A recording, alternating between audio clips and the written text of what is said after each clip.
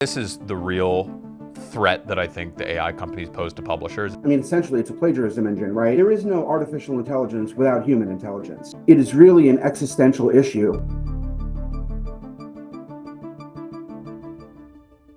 Joining me now is Frank Pine. He's the executive editor of Media News Group, which means he oversees editorial for a number of major newspapers in the United States, including the New York Daily News, my alma mater, and the Chicago Tribune, which are all owned by Alden Global Capital.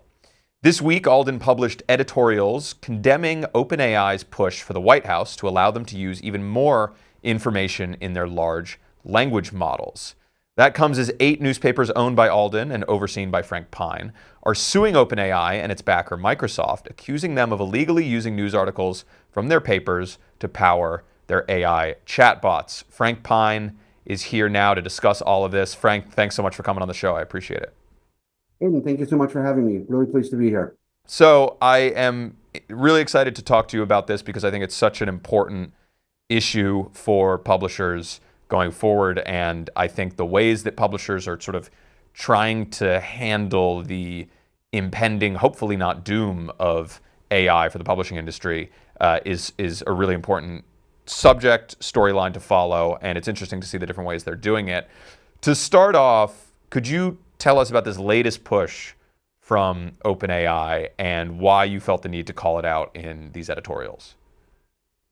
So last week, OpenAI and a number of other companies submitted letters to the Office of Science and Technology Policy, basically pitching AI policies to the current administration.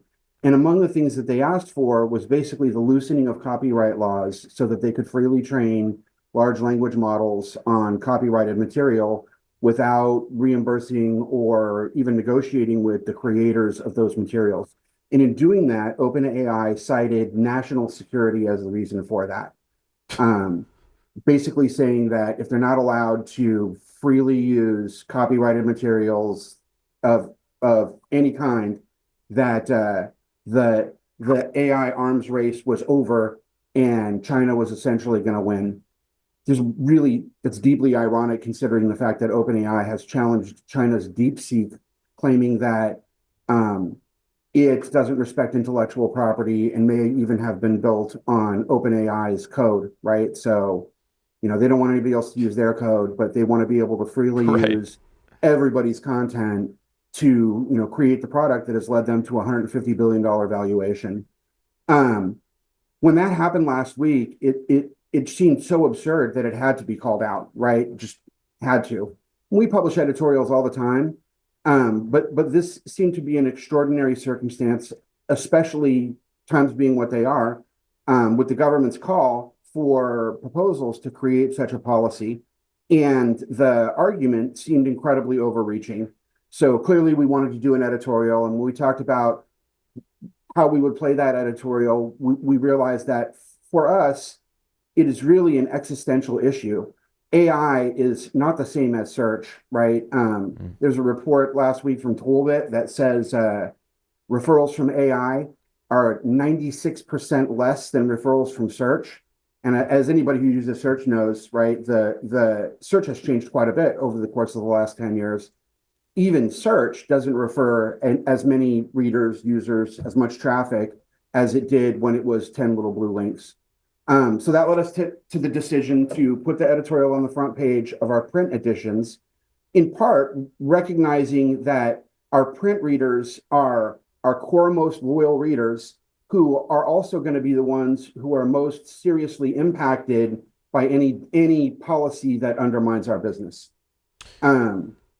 So yeah, that we wrote the editorial late last week, decided that we wanted to put it on all the front pages, and did so as soon as was feasible, considering our deadline schedules and so forth, which was Tuesday. So basically what they're arguing is that let us steal copyrighted content that another publisher or many publishers have spent an enormous amount of money actually doing the legwork on, or China's going to beat us, which might not be a bad argument considering the audience is the Trump administration, which I know takes competition with China fairly seriously. Do you feel like this administration will be more lax on regulating AI companies and their use of this kind of content? What's your sense of the way the administration is going to approach this, or do we not really know yet since this is fairly new?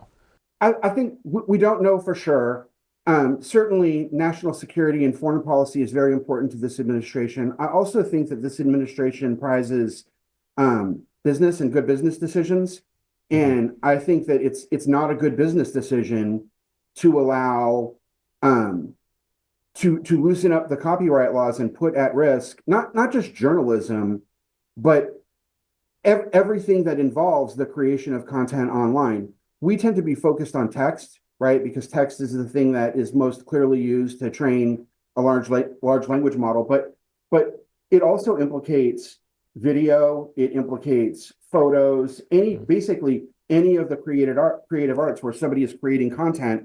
All of those things get hoovered up into these large language models, which then give people the ability to create content, but the content that they're creating is modeled on the content that was used to train the large language model, right? It's based on that content. So even if the AI application is not replicating the source content word for word, it's still replicating the style and underlying logic, right? So when you ask ChatGPT to write something for you in the voice of, it's because it's been trained on that voice, right? And I mean, we have read that the models, I think Sam Altman has acknowledged publicly that the models could not have been created without copyright material, and that they weighted journalism in particular as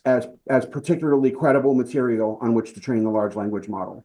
And that leaves out entirely the idea of real-time searches for current information, which would, source obviously news publications for breaking news or even for facts, often without attribution or with very little attribution. Yeah, I mean, this is the real threat that I think the AI companies pose to publishers. It's been bad enough for the industry getting decimated by tech platforms like Google and Facebook. But now you have Google providing AI summaries to search terms, which is a big blow to publishers. And a lot of people are just getting all their information from chatbots now. When you search, people are either searching on OpenAI for information that they would normally get from publishers, or they're searching Google, and you now have 5 inches at the top of Google before you even get to a link with all of the information scraped. And often it's inaccurate. That's something that you guys note in your lawsuit against OpenAI, which I want to get to in a sec. But the lack of accuracy is not just bad for the news consumer and the information that they're getting, but it's also bad for the publishers because it inaccurately reflects what the publishers have been reporting, and very often this stuff is fact-checked, and there's a lot of work that goes into making sure that it's accurate information for people. What do you see as the greatest risk that AI poses from a news perspective? It further undermines the business model for news. So news is expensive to produce. And in taking the content without any kind of reimbursement to the content creator, and in many cases without linking back to the content creator, it chokes off the audience. And essentially it's a plagiarism engine, right? So there is no artificial intelligence without human intelligence, right? It is not inventing news or gathering and reporting news. It requires someone else to have already gone out, asked the questions, been to the place, and seen the things, written it down and published it, right? And that's what's at risk.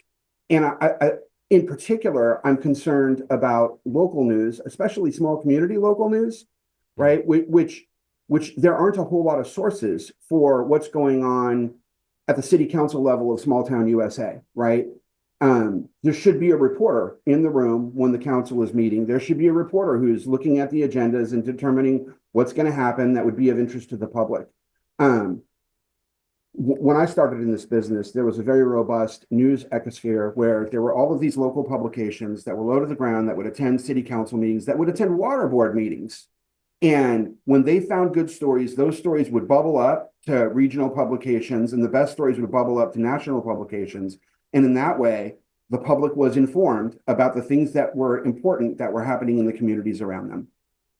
As artificial intelligence increasingly layers the audience away from those primary sources, it disrupts and destroys the business model for those sources, and it makes it more difficult for us to be able to pay reporters to go to city council meetings, pay reporters to, go cover, I'm in Southern California right now, pay reporters to go cover fires. OpenAI did not send people to Altadena or to Pacific Palisades. I sent dozens of reporters to those places to cover those fires in real time and to report where the evacuation centers were, where the fire was, what was happening. The real danger here is that reporting disappears and it won't be replaced by artificial intelligence, no matter how intelligent it becomes.